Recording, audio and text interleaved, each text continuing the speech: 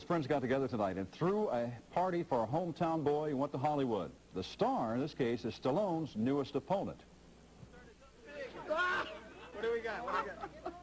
Over the Top might be a Sylvester Stallone movie, but the real star to these fans is a hometown guy named Bruce Way.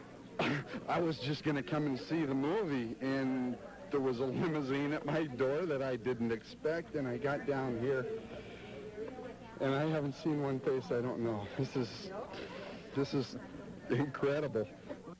Way is the latest in a string of Stallone opponents, and this time the sport is arm wrestling.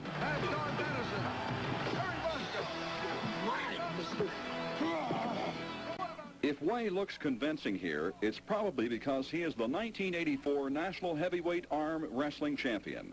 He gave Stallone a few hints for this match. Even though he's the caliber of star he is, he wasn't too big to take critique or advice from the arm wrestlers that were on the set. Stallone auditioned scores of arm wrestlers for this movie, but he liked Way's personality and noticed something very unusual about his style. To spook his opponents, Way chews and swallows a lighted cigar. Way is adjusting comfortably to life as a movie star. One fan even presented him with a homemade Oscar for Best Supporting Arm Wrestler, and all kinds of fans are already approaching him for the challenge. Is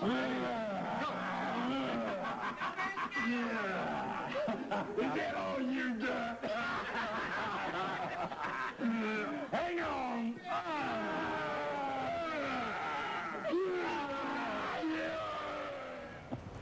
Okay, who are you? My name's Bruce Way. You probably all know me from the movie Over the Top. Yeah. Of course, for you younger arm wrestlers that are under 20, you may be asking yourselves what is Over the Top. It was a motion picture that was made almost 23 years ago, and basically about the sport of arm wrestling. And I had a major part in that movie. After all that time, here I am again at the World Championships in Mesquite, Nevada. Yeah, and you was known as Mr. John Grizzly. I was John Grizzly in the movie, and to that extent, I'm still known as John Grizzly. A lot of people that saw the movie, when they introduce themselves, they tell me, "Oh, Mr. John Grizzly, how are you?" And I kind of laugh and tell them, "Thank you very much. My name's Bruce Way, though." But it's all in fun, you know. As long as they remember the movie and they remember me, it keeps me young. When you say to Stallone in the movie, "are going through you like gas through a funnel," that means you go through him like a ghost. Oh yeah, I was just gonna squash him. Of course, that didn't happen because he was a formidable foe, and I got him once, but he got me back. Yep. And that's the way this sport is. And in the movie, you could go right through him in the real world. Yeah. Well, obviously he's an actor, and I was a world-class arm wrestler at the time, and yeah, I could handle him pretty easy. However, by the end of the movie, the end of the shoot, he'd learned an awful lot about the sport, and he'd become a pretty formidable arm wrestler himself. I was wondering one thing, in the movie where you had only have one loss to Stallone, you had to have one more loss, that you had to face Harry Bosco in the movie. Why didn't we see that? That's one of those Hollywood things. Actually, there were more than one flaw in that movie, but that's very observant by you, for one. Bob Biatti from Wide World of Sports made a big deal in the movie. Double elimination tournament, you have to lose twice to be out. And you watch the movie, I only lost once. So technically, I still have another shot at him. I'm not out of that tournament yet. Okay, could you have beaten Rick Zumwalt alias Bull Hurley in the movie? Rick was a phenomenon. The guy was as big as a house, and we met, probably 7 different times in tournaments. And I think he won 4 of them and I won 3 of them. So it was just who was on their game on that particular day determined who won that match. Okay, they have a lot of questions for people in Denmark. Says when they're introducing to the semifinals where he pushed you right back.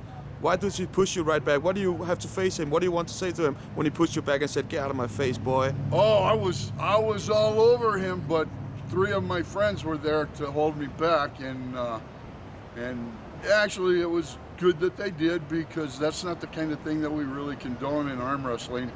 But as you know, in a high pressure situation, sometimes emotions get the better of you, and he'd pushed the right buttons to set me off, but I was lucky I had friends there to hold me back, calm me down, and keep things calm. So in the semifinals, Big Bill Larson and the Japanese guy and Mad Dog Madison, were they real arm wrestlers? Randy Rainey, who played Mad Dog Madison, he was an arm wrestler. He was also a power lifter, and pretty good at both sports. The Japanese fellow was the current reigning Japanese heavyweight arm wrestling champion. Also, Sam Scriber, who plays Harry Bosco, was he an arm wrestler? He was not an arm wrestler. He was a tight end in the NFL for at the time, the Los Angeles Rams, who are now the St. Louis Rams, and he played for the Dallas Cowboys. And now he's a personal trainer in Hollywood. Okay, so bottom line is that over the top, would that be the same amount of intensity as this World Championship, you think? At the time it was. At the time it was, because the WAF, as to my knowledge, hadn't really gotten off the ground yet, but they were building.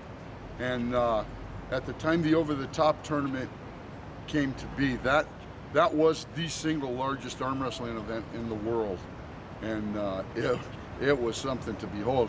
And yeah, at that time, the intensity was pretty much the same as it is here.